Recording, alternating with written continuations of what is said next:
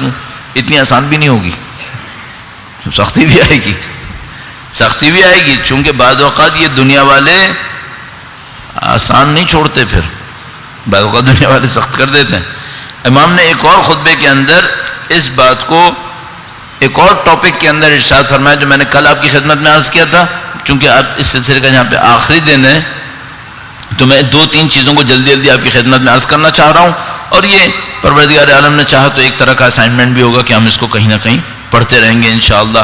یہ دوسرا خطبہ نمبر 126 ہے جو مفتی جعفر حسین صاحب کی ترتیب میں 124 بن رہا ہے، 124 بن رہا ہے نہ کہ 125، 124 بن رہا ہے۔ درود بھیجے گا محمد و آل محمد۔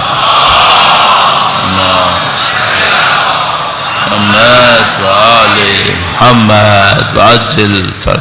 کل میں نے آپ کی خدمت میں عرض کیا تھا کہ مساوات کچھ جگہوں کے اوپر صحیح ہے، باقی جگہوں کے اوپر مساوات صحیح نہیں ہے، بلکہ عدل صحیح ہے۔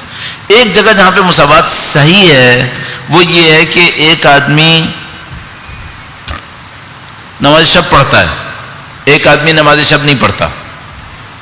آیا بیت المال کی تقسیم میں نماز شب کی بنیاد پر پیسہ کم اور زیادہ کر سکتے ہیں؟ امیر المومنین فرمانے نہیں، یہ نہیں ہو سکتا۔ یہ معاملہ آپ کو معلوم ہے کہ دوسری خلافت کے زمانے میں یہ معاملہ اس طرح سے بن گیا تھا، جو مہاجر ہے اس کو پیسہ زیادہ، جو انصار ہے اس کو پیسہ اتنا، جو فتح مکہ سے پہلے اسلام لایا، چونکہ خدا اچھا سب کے پاس دلیل بھی تھی، ظاہری طور پہ دلیل بھی تھی، السابقون السابقون اولئک المقربون، جو پہلے ایمان لائے وہ پہلے ایمان لائے وہ اللہ کے مقرب بندے ہیں، لیکن تقرب کو ثابت کس سے کیا گیا؟ پیسے سے۔ تقرب کا نتیجہ نکالا گیا کہ پیسہ زیادہ ملے گا اس کے، جبکہ خدا کے قرب میں پیسے کی کہاں سے کوئی خبر ہی نہیں تھی وہاں تو بنیاد یہ بنا دی گئی۔ اس کے نتیجے میں بڑی تباہیاں آئیں دنیا اسلام کے اندر، بڑے مسائل آئے۔ خلافت ثانیہ اپنے آخر تک پہنچتے پہنچتے معترف کہ یہ غلطی ہو گئی ہے، لیکن ختم کون کرے، ختم کون کرے؟ تیسری خلافت نے اس معاملے نے تباہی کا دہانہ کھول دیا، پورا اسلامی معاشرہ دولت مند اور غریب میں تقسیم ہو گیا۔ جن کو تقوی امید تھی کہ تقوی ہونا چاہیے تھا ان کے پاس دولتوں کے انبار لگ گئے۔ اب جو دولتوں کے انبار لگے تو دنیا نے تو اندھا کرنا شروع کر دیا۔ پھر جو مصیبتیں کھڑی ہوئیں، یہ جو جمل کا لشکر بنا، یہ زیادہ تر ایسے ہی پیسے سے بنا کہ جو تقوی کی بنیاد پر دے دیا گیا تھا، اس ظاہری معیار کی بنیاد پر جو پہلے اسلام لایا اس کو اتنا پیسہ ملے گا۔ اب امیر المومنین کا دور شروع ہوا، امیر المومنین نے یہاں مساوات کا نام لیا، کہا یہ جو تقسیم کا معیار ہے یہ سب غلط ہے، یہاں مساوات ہونی چاہیے۔ اب جو مساوات کہا تو ظاہر ہے کہ جس کو کل 50,000 مل رہے تھے اس کو آج 4 درہم ملے، چلائے گا یا نہیں چلائے گا؟ وہ تو چلائے گا۔ تو میں عرض کرتا چلوں وہ تو چلائے گا، اگر کل امیر المومنین نے میرے اوپر لگا گیا میں بھی چلا پڑوں گا نعوذ باللہ تعالی۔ معذرت کے ساتھ مثلا میں ایسی ایک بات آپ سے کیا معذرت کروں، خیر ہم اور آپ سب شریک ہیں اس معاملے کے اندر۔ اگر کل امیر المومنین کے فرزند تشریف لائے اور انہوں نے کہا کہ بھائی یہ جتنے لوگ مجلسیں پڑھ رہے ہیں نا، چاہے مجمع 1 لاکھ کا ہے چاہے مجمع 5 آدمیوں کا ہے، سب کو ایک جیسا ملے گا۔ ہاں، اللہم صلی علی محمد۔ خطبہ کرام کا رد عمل کیا ہوگا؟ آپ خود انصاف سے بتائیں۔ میں کسی کی اہانت کا ارادہ نہیں کر رہا ہوں، اللہ جانتا ہے، نہ میں کسی کے اوپر طنز کرنا چاہ رہا ہوں، لیکن میں صرف ایک بات عرض کر رہا ہوں، کل اگر فرزند امیر المومنین تشریف لاتے ہیں انشاءاللہ، ہمیں نہیں معلوم یہ حکم کریں گے یا نہیں کریں گے، یہ ہمیں نہیں معلوم، بالکل نہیں کہہ رہا کہ وہ یہ کریں گے، قطعاً میں یہ نہیں کہہ رہا ہوں، مجھے کیا پتا وہ کیا کریں گے، امکانیہ طور پہ کہہ رہا ہوں، ممکنہ طور پر اگر امام تشریف لانے کے بعد یہ حکم صادر کر دیں کہ بھئی کوئی کتنی ہی مجلس پڑھے، تقسیم ایک تو یہ کہ مثلا ٹرسٹیز نہیں دیں گے، جس کو ہم لوگ بانیان مجلس کہتے ہیں وہ بھی نہیں دیں گے، یہ بیت المال سے دیا جائے گا اور بیت المال سے سب کو مساوی دیا جائے گا، صحیح ہے؟ خطبہ حضرات قبول کریں گے؟ اچھا جب ٹرسٹیز بانیان خطبہ سب کی مصلحتیں خطرے میں پڑ رہی ہوں گی، ظاہر ٹرسٹیز اور بانیان کی طاقت ہی ختم ہو جائے گی، خطبہ حضرات کے تمطراق ختم ہو جائیں گے، یہ سب لوگ ان کے اس عادلانہ یا مساوات پر مبنی حکم کو تسلیم کر لیں گے؟ کوفہ نے کیا رنگ دکھائے تھے، مدینے نے کیا رنگ دکھائے تھے جب امام نے کہا تھا عدل ہوگا، انصاف ہوگا، مساوات ہوگی، کیا مصیبتیں کھڑی کی تھیں، شبیہ اس کی یہاں نہیں آئے گی۔ چلیے یہ تو میں نے اپنے اوپر رکھ دیا، اپنی صنف پہ رکھ لیا، آپ کی طرف آ جاتا ہوں۔ آپ اور میں جتنا کما رہے ہیں دنیا کے اندر، ہاں میں تو ایک بات بہت سادی سی ایک بات سوچتا ہوں، ہمارے پاس جو موجود ہے روایات کے اندر وہ سنگین ہے۔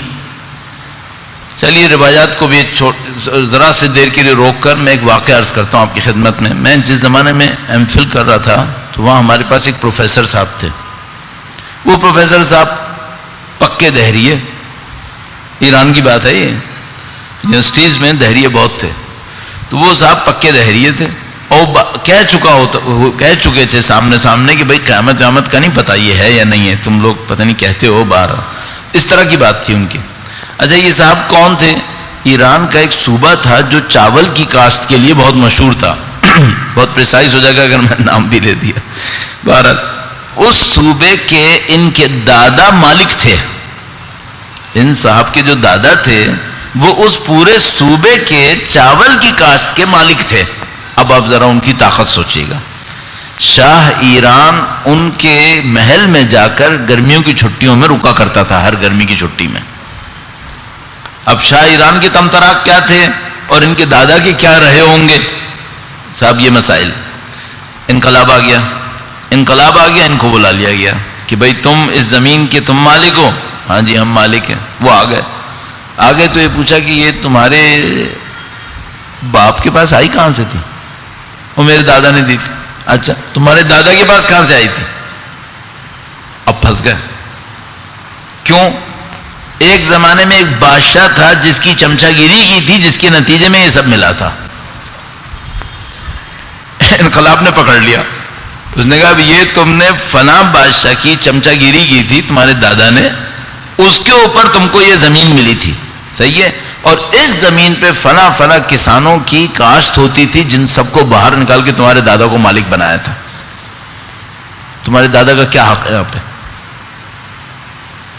فلاں جو محل جو تمہارے دادا رہتا تھا یہاں پر، یہ محل سب کو پتا ہے یہ اس زمیندار کا تھا، اس سے چھین کے تمہارے دادا کو دیا تھا، کوئی حق ہے تمہارا؟ انقلاب اسلامی نے چھین لیا، اب یہ انقلاب اسلامی کو دعائیں دے گا؟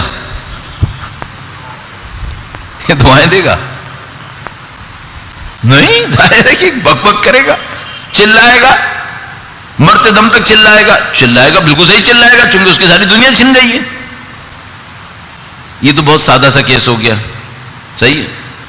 ہمارے پاس جب عدل آئے گا واقعاً اللہ جانتا ہے کیا ہوگا، ہمیں نہیں معلوم، میں اپنا بھی عرض کر رہا ہوں، ہمیں بالکل نہیں معلوم، اور میں اپنے ذہن میں آپ کی خدمت میں شیئر کر رہا ہوں آپ کے ساتھ، میں بالکل اپنے آپ کو ذہنی طور پر اس بات کے لیے تیار رکھوں گا، اللہ کرے نصیب ہو جائے مجھے تیاری، وہ یہ کہ امام تشریف لائیں اور یہ کہیں کہ دیکھو تم نے 30 سال دین کے نام پہ زندگی گزاری نا، اور تم نے 25 سال بولا، تمہارے اندر صلاحیت نہیں ہے ممبر پہ بیٹھنے کی، جو بولا تم نے غلط کیا، آئندہ سے نہیں بیٹھنا، آئندہ سے نہیں بیٹھنا۔ اب ذرا تصور کیجئے گا، مجھے 33 سال ہو گئے طالب علم، اور میری پوری جگہ پہ جو اگر تھوڑی سی کوئی عزت ہے بھی چٹکی بھر تو وہ اسی پر ہے، اور میں اسی سے ممنوع ہو جاؤں تو میں اتنی آسانی سے قبول کروں گا؟ اس کے بعد امام مجھ سے یہ بھی کہیں کہ تم نے جو 20-25 سال بولا نا، تم نے بڑے ہدیے لیے ہوں گے، ان ہدیوں سے تمہاری زندگی بنی ہوگی، یہ سب تمہارے لیے جائز نہیں تھا، یہ سب چھوڑ دو، یہ جو تمہارا گھر ہے نا یہ سب ختم ہو جائے گا، تم نکلو یہاں پر، اور یہ تمہارا ایک چھوٹا سا گھر ہے مثلا 80 گز کا، اس میں بیٹھ جاؤ، یہ بھی میں تم کو دے رہا ہوں ورنہ تم اس کے بھی اہل نہیں تھے۔ میں یہ سب کچھ قبول کر لوں گا آسانی سے؟ اچھا اس میں کون سی بات مشکل ہے؟ کون سی بات غیر منطقی ہے؟ سب منطقی ہے. اگر ایک آدمی کے اندر ممبر پہ بیٹھنے کی اہلیت نہیں ہے تو کیوں بیٹھا ہے؟ امام کیوں بیٹھنے دیں گے؟ جب امام اس کو برطرف کریں گے، اس نے ساری زندگی جو غلط کمایا اس کے ہاتھ میں چھوڑ دیں گے. ان کے جد امجد نے نہیں چھوڑا تھا. فرمایا عورتوں کے نکاح میں بھی لگ گیا، میں پیسہ واپس لے آؤں گا. عورتوں کے نکاح میں بھی اگر کسی نے وہ پیسہ دیا، میں پیسہ واپس لے آؤں گا. اچھا امام جب سب کچھ سب سے چھینیں گے، کہیں گے تمہارا حق نہیں چھیننا، کیا حق ہی نہیں تھا؟ امام عدل کریں گے، چھیننا کہاں سے آ گیا، غلط کہہ دیا میں نے.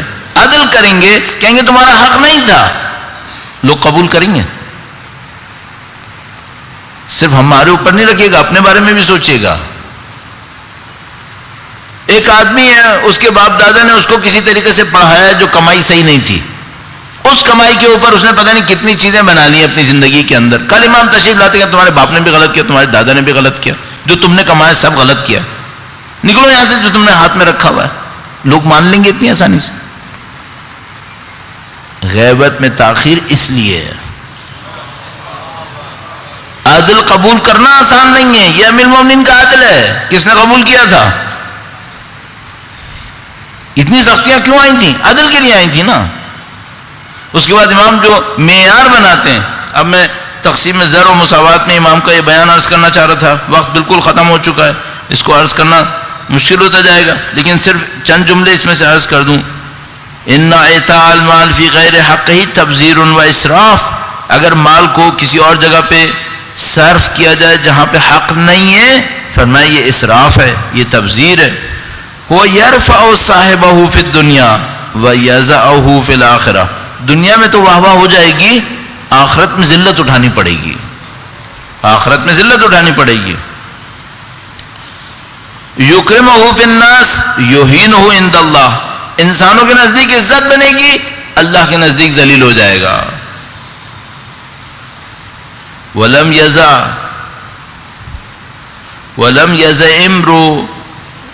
امرؤ مالہ فی غیر حقہ ولا عند غیر اہلہ الا حرمہ اللہ شکرہم وکان لغیرہ ودہم. اگر کوئی انسان کر بھی دے، یہ بڑا ہی عجیب جملہ ہے، اس کو میں اتنی جلدی میں کہاں سے عرض کروں، لیکن سے بھی اشارتاً فرمایا تم نے کہیں کسی کی محبت لینے کے لیے پیسہ خرچ کر بھی دیا تو خدا تم پر اسی کی محبت حرام کرے گا. مطلب عزیزان محترم، میں نے اپنی اولاد کی محبت لینے کے لیے کچھ پیسہ خرچ کیا ان کے اوپر جو نہیں کرنا تھا. امام فرما رہے خدا ان کی محبت کو تمہارے لیے حرام کر دے گا.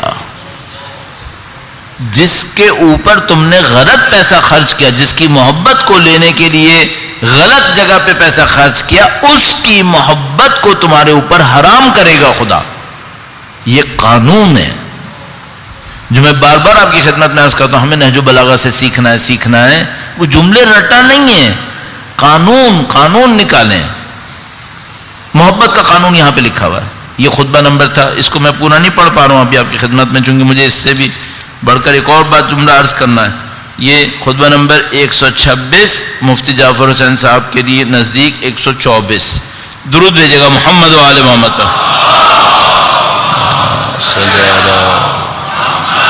محمد وعجل.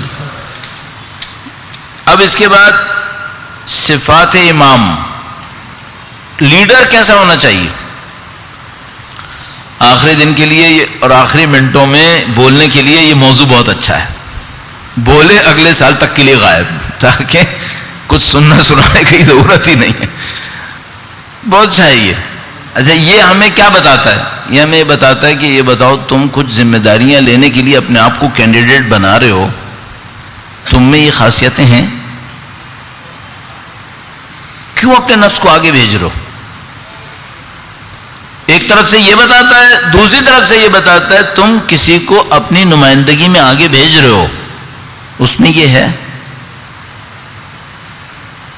تم میں ہے تو آگے آؤ، تم میں نہیں ہے تو بلا وجہ میں اس وبال کو اپنے سر پہ کیوں لے رہے ہو؟ تم جس کو آگے بھیج رہے ہو اس میں یہ ہے، اس میں نہیں ہے تو اس کو کیوں بھیج رہے ہو پھر آگے؟ کیوں اپنے لیے مصیبت بنا رہے ہو؟ اچھا فرض کرو کوئی یہ کہے کہ بھئی یہ صفتیں 100 ہیں، اس بندے میں 70 ہیں اور 71 کسی میں نہیں ہے، بات صحیح ہے. حتی المقدور، جس کو ہم لوگ اردو میں بھی کہتے ہیں، عربی کا لفظ اردو میں بھی آ گیا، حتی المقدور، وٹ ایور پاسبل، یہ پاسبل تھا، یہ اس وقت ممکن تھا. مقدور قدرت میں، طاقت میں یہی تھا. 100 خاصیتیں تھیں، نہیں ملی کسی کے اندر، 70 ایک بندے میں ملی ہیں، 71 کسی میں نہیں ہے، اس کو میں نے بھیج دیا. چلو بات صحیح ہے، بات سمجھ میں آتی ہے کہ بھئی مقدور یہی تھا. اچھا اگر آنکھوں سے نظر آ رہا ہو کہ بھئی یہ جو امام نے کہا تھا نا یہ کوالٹی ہونی چاہیے، یہ تو اس میں سرے سے ہی نہیں ہے، اب یہ ظلم کیوں کیا؟ اچھا یہ ظلم میں نے کیوں کیا؟ بہت ساری وجوہات ہو سکتی ہیں اس کی. یہ میں نے اس لیے کیا کہ اگر میں ان ہائر کوالٹیز کا بندہ اوپر بھیج دیتا تو میری نہیں چلنی تھی. پھر بہت دفعہ ایسے ہی ہوتا ہے کہ بھئی اگر میں نے اصلی کوالٹیز کا بندہ اوپر بھیج دیا میری نہیں چلے گی، چونکہ وہ پاورفل ہو جائے گا، پھر کل میرے اوپر بھی اعتراض کرے گا. تو میں سوچتا ہوں بھائی سیف سائڈ پہ رہو، اوپر اتنا طاقتور بھیجنے کی ضرورت ہی نہیں ہے جو بعد میں کل میرے لیے مصیبت کر دے. جیسے یہ کمپرومائز کیا، اب سمجھ لو کہ یہ مصیبت کا دروازہ کھول لیا. اپنی ذاتی مصلحت پر میں نے کمپرومائز کر لیا نا. کس چیز کو پامال کیا؟ حکم خدا کو. جس مصلحت کی خاطر حکم خدا پامال ہوا ہے وہ کبھی نصیب نہیں ہوگی. یہ طے شدہ انسان سوچ لے، جس چیز کی خاطر حکم خدا پامال ہوا ہے وہ کبھی نصیب نہیں ہوگی. اگر اس کے شبیہ کوئی چیز ملی بھی ذلت کے ہمراہ ہوگی، ذلیل کرے گی. تو مثلا اپنے اوپر رکھ لیتا ہوں، مثلا میں یہ سوچتا ہوں بھئی یہ جملہ بولوں گا نا تو پبلک پھڑک اٹھے گی، کل رش زیادہ ہوگا. خطبہ تو ایسے کرتے ہیں. اچھا شاید پھڑک بھی اٹھے اور شاید رش بھی ہو جائے، لیکن ایک بات یاد رکھنا، ذلیل ہونا پڑے گا، ذلیل ہونا پڑے گا. عزت نہیں ملے گی، ذلیل ہونا پڑے گا. اچھا یہ ہم لوگ دنیا میں مقرر دیکھ رہے ہیں، بار بار دیکھ رہے ہیں کہ ہاں یہ قانون ایسے ہی امپلیمنٹ ہوتا ہے جیسے 2+2 4 4+4 8، ایسے ہی امپلیمنٹ ہوتا ہے. تو جو صفات بتا رہے ہیں ذرا دیکھیے گا امام نے کیا فرمایا. وَقَدْ عَلِمْتُمْ أَنَّهُ لَا يَنْبَغِي أَنْ يَكُونَ الْوَالِي عَلَى الْفُرُوجِ وَالدَّمَاءِ وَالْمَغَانِمِ وَالْأَحْكَامِ وَإِمَامَةَ الْمُسْلِمِينَ. اصل والی کو کرنا کیا ہوتا ہے؟ امام فرما رہے ہیں تمہیں پتہ ہے کہ جس شخص کو تم نے حاکم بنایا ہے کن چیزوں پر؟ الفروج فرمایا لوگوں کی عزت و ناموس پہ، والدماء ان کے خون پر، والمغانم پیسے مال کے اوپر، والاحکام خدا کے دین کے احکام کو بیان کرنے پر، وامامۃ المسلمین اور مسلمانوں کی رہنمائی پر. تم نے ایک آدمی کو ان چیزوں کا والی بنانا ہے. یہ آدمی آئے گا اس کے پاس یہ چیزیں آ جائیں گی. کیا کیا آ جائیں گی؟ مسلمانوں کی عزت اس کے ہاتھ میں چلی جائے گی، مسلمانوں کا مال اس کے پاس جائے گا، مسلمانوں کا خون اس کے ہاتھ میں چلا جائے گا. عزیزان محترم مجھے واقعاً پہلے عرض کر چکا ہوں آپ کی خدمت میں، میں نے اپنی آنکھوں سے ہمارے کراچی کے مومنوں کے غلط فیصلوں پر خون بہتے دیکھا ہے، خون بہتے دیکھا ہے. اہل بیت کے چاہنے والوں کا خون بہتے دیکھا ہے غلط فیصلوں کے اوپر. اور میں اس کو آپ کی خدمت میں عرض بھی کر چکا ہوں پچھلے سالوں میں. اس خون کا کوئی جواب دہ نہیں ہے کیا؟ نہ کہ ظلم کیا تھا مثلا ظالموں نے، وہ ظلم کیا تھا ظالموں نے، اس کا تو اس کے اوپر ہمیں فخر ہے. اگر ظالم ظلم کرے ہمارا خون بہے ہمیں فخر ہے. ہم نے خود غلطیاں کی ہیں بعض جگہ جس پہ خون بہایا، جس نے خون بہایا وہ ابھی بھی ذمہ دار ہوگا. خدا نے متعلق اس کو قیامت کے دن سخت ترین سزا دے گا. جس کا خون بہایا وہ بھی مظلوم ہوگا، لیکن جس کے غلط فیصلے پہ خون بہایا اس کی کوئی ذمہ داری نہیں ہوگی. میں نے خود اپنی آنکھوں سے دیکھا، غلط فیصلے کیے، منع بھی کیا یہ فیصلہ مت کرو یہ غلط فیصلہ ہے، اس پہ خون بہایا. اپنی آنکھوں سے دیکھ چکا ہوں. اس خون بہنے کا کوئی ذمہ دار نہیں ہے. اس وقت کوئی ذمہ دار نہیں ہے, کوئی ذمہ داری نہیں لیتا.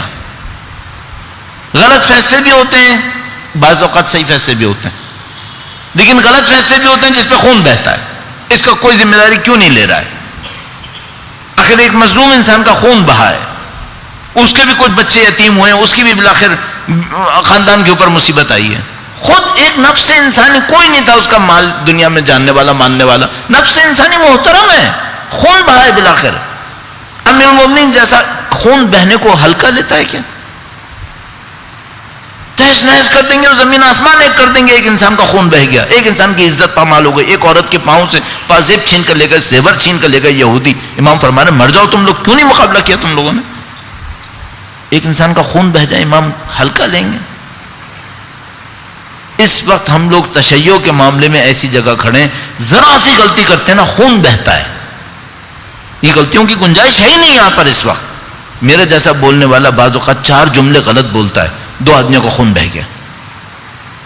اور بھائی اس خون کا کون ذمہ دار ہے؟ آخر خون ہے یہ. امام فرمایا دماء, انسانوں کی عزت.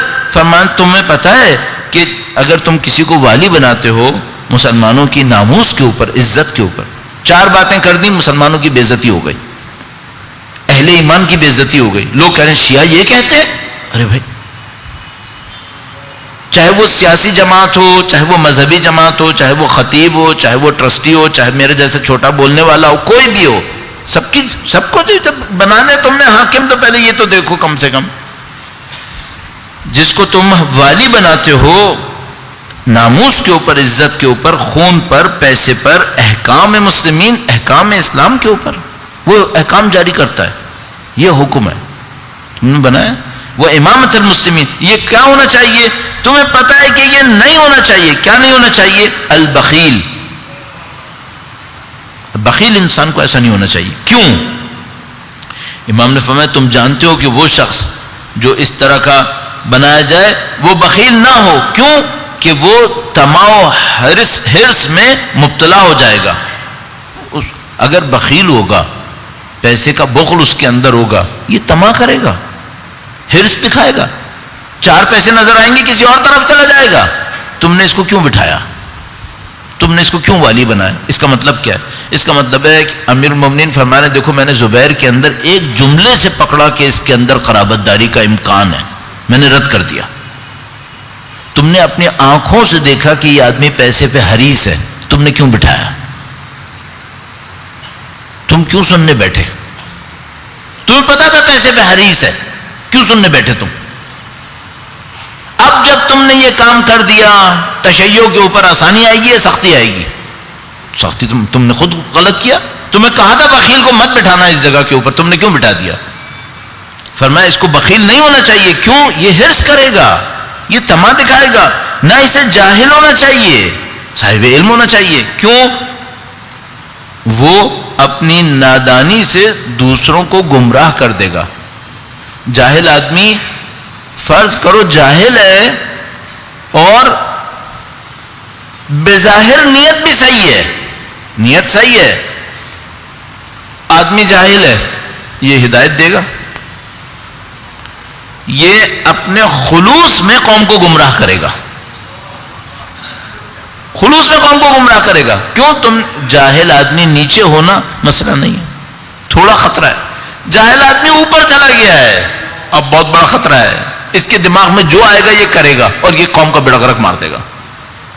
قوم کو پتہ نہیں کس دہانے کے اوپر لے کے چلا جائے گا, اس کو پتہ بھی نہیں چلے گا یہ کر کیا رہا ہے, سب کچھ برباد ہوتا چلا جائے گا. فرمایا نہ اس کو بخیل ہونا چاہیے, نہ اس کو جاہل ہونا چاہیے, وللجانی, نہ اس کو ظالم ہونا چاہیے. کیوں؟ فَيَقْتَعُهُمْ بِجَفَائِهِ, کیونکہ وہ اپنے ظلم و جور سے لوگوں کو پریشان کر دے گا. اگر ظالم کو لے آئے جس کا پتہ ہے کہ نہیں اس کی تو زندگی میں کوئی سٹینڈرڈ ہی نہیں ہے, یہ تو جب چاہتا ہے کسی کا پیسہ ہتھیا لیتا ہے, جب پیسے اس کو اٹھا کے اوپر لے آئے.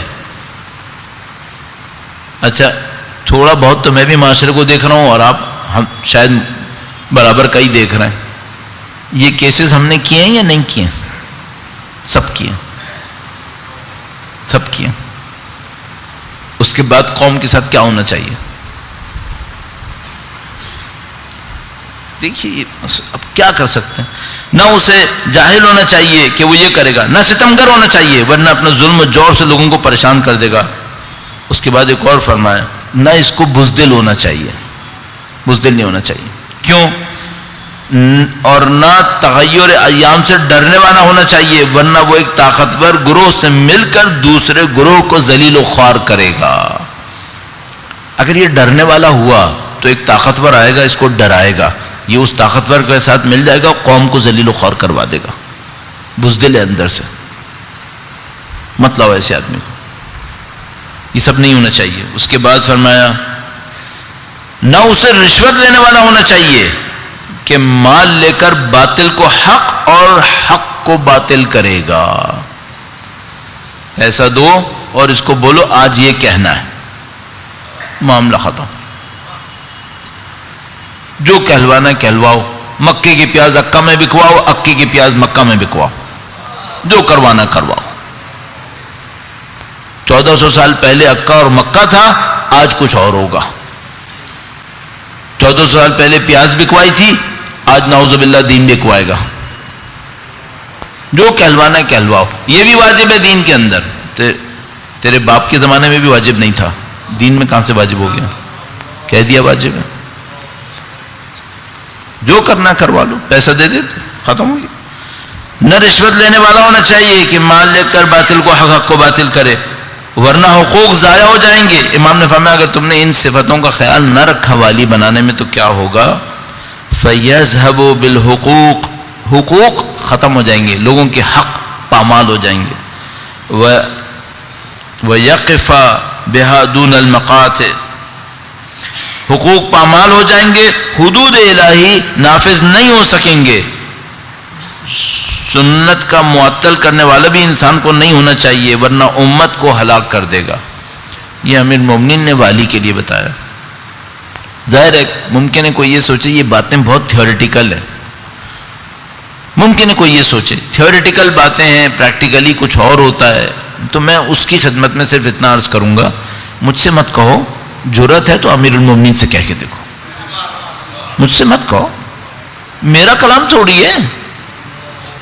میں نے اپنی جیب سے گڑا ہو تو مجھ سے کہو، میں اپنی زبان سے بولا ہوں تم مجھ سے بولو.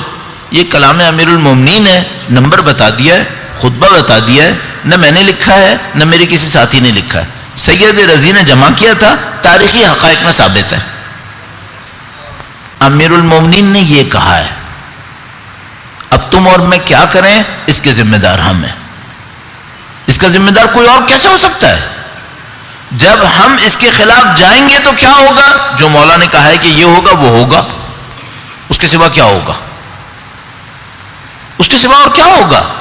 بھئی کسی کو مثلا میٹھا کھلائیں گے تو اس کا منہ میٹھا ہوگا. نعوذ باللہ کسی کو کڑوا کھلاؤ گے تو کڑوے سے کڑوا ہوگا. کڑوا کھلانے سے میٹھا تھوڑی ہو سکتا ہے. اسی طریقے سے زہر کھلاؤ گے تو زہر انسان کو مار دیتا ہے، زہر مٹھائی کا اثر نہیں دیتا ہے. نعوذ باللہ تعالیٰ یہ وہ معاشرتی زہر تھے جس کو امیر مومنین نے کہا تھا کہ تم اپنے بڑوں میں مت ڈالنا ان چیزوں کو. اچھا ہم نے پامال کیے، اپنی آنکھوں سے دیکھا، یہ آپ کے سامنے ہے، آپ خود جا کے پڑھ لیجئے، آپ کو بھی پتہ ہے مجھے بھی پتہ ہے کیا کیا غلطیاں ہم سے ہوئی ہیں. اب ہمیں کرنا کیا ہوگا؟ چھوٹا سا ایک کام کر لیں، کہیں اور سے شروع نہ کریں، اپنے آپ سے شروع کرتے. مثلا امام نے فرمایا بخیل نہیں ہونا چاہیے، جاہل نہیں ہونا چاہیے، طمع کرنے والا نہیں ہونا چاہیے، خائف نہیں ہونا چاہیے. اپنے اندر یہ کوالٹیز لاتے ہیں. اگر ہم اپنے اندر یہ کوالٹیز لائیں گے تو میں یقین سے کہہ رہا ہوں خدا کسی بری قوم کو تو اچھا لیڈر دے دیتا ہے، لیکن اچھی قوم کو برا لیڈر نہیں دیتا ہے. بری قوم کو تو اچھا لیڈر دے دیتا ہے، جیسے کوفیوں کو امیر المومنین کی ذات مقدس نصیب ہو گئی. لیکن کوئی یہ کہے مومنین کا گروہ تھا، لوگ اچھے تھے، اللہ نے اچھا لیڈر نہیں دیا، نعوذ باللہ تعالی. یہ نہیں ہوتا، یہ خدا محروم نہیں کرتا ہے. خدا نے ہدایت اپنے ہاتھ میں رکھی ہے. انک لا تہدی من احببت ولکن اللہ یہدی من یشاء. ہدایت خدا کے ہاتھ میں. ان تمام عرائض کا مطلب یہ ہے کہ میں اپنے نفس کے اوپر گرفت کروں، مجھے ایسا نہیں بننا ہے. انشاءاللہ ان ہدایات کی روشنی میں جب کوشش کریں گے انشاءاللہ پروردگار عالم اطمینان اور سکون ہمارے قلوب پہ نازل فرمائے گا.